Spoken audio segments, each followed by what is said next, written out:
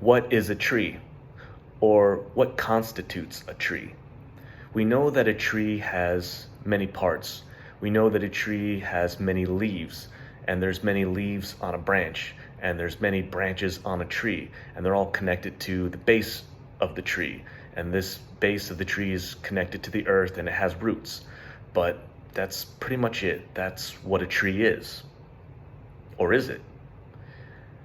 I don't think the dividing line of where a tree ends is as clear as we think it is.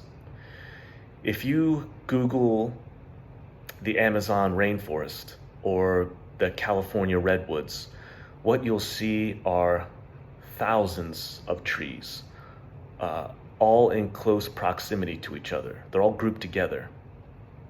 And when I see these images of all these thousands of trees grouped together, to me, it's no different than seeing the leaves on a branch or a branch on a tree. If, for example, you were to take a magnifying glass to an individual leaf and then zoom out from there, you would see the branch, perhaps a fruit on the branch, then you would see more branches, and it would just keep unfolding. And every time you zoom out, the tree changes appearance. It keeps looking different. But when you get the total picture of the tree, you go, aha, that's it though, that's the tree. But that's where it ends. And that's really subjective if you think about it, because you could continue to zoom out. And if you did in a place like the Amazon, what you would see is a whole network of trees, in the same way that you would see a network of leaves on a branch or a network of branches on a tree. It keeps going because it's part of a much larger organism than we realize. It's a super organism that I'm going to call a super tree. And there is, just like there's a branch that connects all the leaves together, there is a branch that connects all those thousands of different trees. It's the soil. The soil is part of the tree. Now, that doesn't seem obvious at first because the soil looks very different than the tree, but appearances can be deceiving. I mean, look at yourself. The inside of you looks very different than the outside of you. The blood in you looks very different than the skin. The blood looks very different than your hair or your teeth.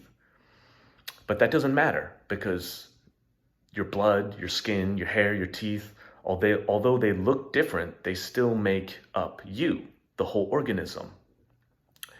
And the same is true for trees.